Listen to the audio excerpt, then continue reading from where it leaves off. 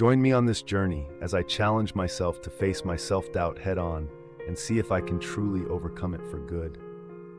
Self-doubt is something we all experience at some point in our lives, and it can be a major obstacle that holds us back from achieving our goals and living the life we truly desire. It's that little voice in our head that tells us we're not good enough, that we're not capable, and that we'll never succeed.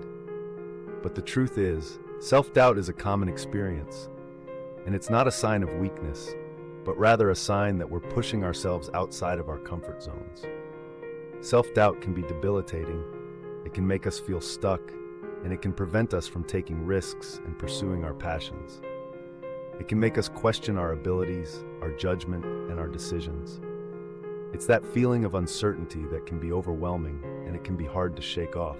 Many of us struggle with self-doubt on a daily basis, and it can be a major source of stress and anxiety. We may doubt our ability to perform a task, to make a decision, or to achieve a goal, and this doubt can be paralyzing. Self-doubt can also make us more prone to negative self-talk, which can further reinforce our doubts and make it even harder to overcome them. Self-doubt can also affect our relationships, our work, and our overall well-being. When we doubt ourselves, we may become more insecure, more anxious, and more fearful. We may avoid taking risks, pursuing opportunities, or speaking up for ourselves, and this can lead to feelings of regret, resentment, and disappointment. We may also struggle with imposter syndrome, feeling like we're not good enough, or that we're just pretending to be someone we're not. This can be particularly challenging in our personal and professional lives, where we may feel like we're living a lie, or that we're just waiting to be found out. Our self-doubt can also be fueled by our past experiences, our fears, and our limitations. We may have had negative experiences in the past that have led us to doubt ourselves, or we may have been taught to doubt ourselves by others. We may also have fears about the future, about failure, or about not being good enough, and these fears can reinforce our self-doubt. Additionally, we may have limitations that we're aware of, such as a lack of skills, knowledge, or experience, and these limitations can make us doubt our ability to succeed. As we navigate our journey through life, we may encounter many people who have faced similar struggles with self-doubt. We may hear stories of people who have overcome incredible obstacles, achieved great success, and lived fulfilling lives despite struggling with self-doubt. These stories can be inspiring, and they can give us hope that we too can overcome our self-doubt.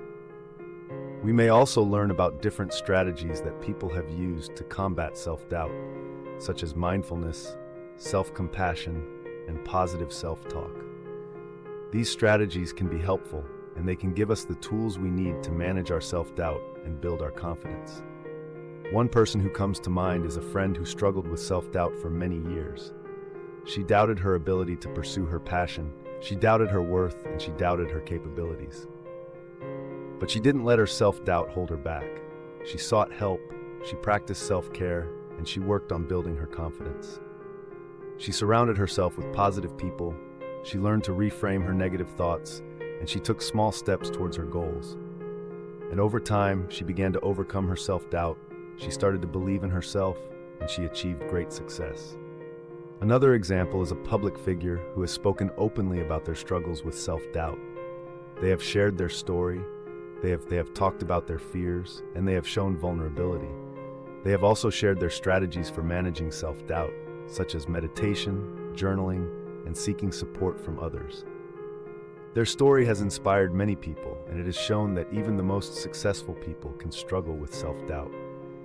It has also highlighted the importance of seeking help, being kind to ourselves, and practicing self-care. We can also learn from our own experiences and from the experiences of others. We can reflect on our past, we can identify patterns and themes, and we can learn from our mistakes. We can also seek out mentors, coaches, or therapists who can help us work through our self-doubt. We can learn new skills, we can build our knowledge, and we can develop a growth mindset. And as we do, we can start to overcome our self-doubt, we can start to believe in ourselves, and we can start to achieve our goals. My own journey with self-doubt has been a long and winding road. There have been many times when I've doubted myself, when I've felt like giving up, and when I've wondered if I was good enough. But I've also had many moments of clarity, many moments of insight, and many moments of breakthrough. I've learned to recognize my self-doubt, I've learned to challenge it, and I've learned to overcome it. I've developed a practice of self-compassion. I've learned to be kind to myself, and I've learned to focus on the present moment. One of the pivotal moments in my journey was when I realized that my self-doubt was not a reflection of my worth or my abilities. I realized that it was just a thought, a feeling, and a pattern of behavior that I could change. I started to focus on my strengths, I started to celebrate my successes, and I started to practice positive self-talk. I also started to take risks. I started to step outside of my comfort zone, and I started to pursue my passions. And as I did, I started to build my confidence. I started to believe in myself, and I started to overcome my self-doubt. As I look back on my journey, I can see that I've made significant progress. I've overcome many obstacles, I've achieved many goals, and I've developed a greater sense of self-awareness. I've learned to recognize my self-doubt, I've learned to manage it, and I've learned to overcome it. I've also developed a greater sense of compassion, a greater sense of empathy, and a greater sense of understanding. I've learned to be kind to myself, I've learned to be patient, and I've learned to focus on the present moment. My journey has also taught me the importance of self-reflection, self-awareness, and self-care. I've learned to take time for myself, I've learned to prioritize my well-being, and I've learned to seek help when I need it. I've developed a practice of mindfulness, I've learned to meditate, and I've learned to journal. I've also learned to surround myself with positive people. I've learned to seek out supportive relationships, and I've learned to build a strong network of friends and family. In the end, I've come to realize that overcoming self-doubt is a journey, not a destination. It's a process of growth, a process of learning, and a process of self-discovery. It's a journey that requires patience, kindness, and compassion, and it's a journey that requires us to be gentle with ourselves.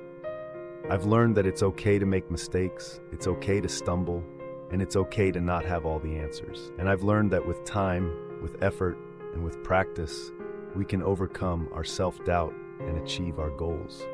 The key takeaway from my journey is that overcoming self-doubt is possible, and it's within our reach. We just need to be willing to face our fears, to challenge our negative thoughts, and to take small steps towards our goals.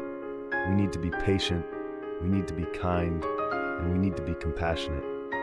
And we need to remember that we're not alone. We're all in this together, and we all struggle with self-doubt at some point in our lives. If you've struggled with self-doubt, I want to hear from you. Please share your story, your struggles, and your successes in the comments below.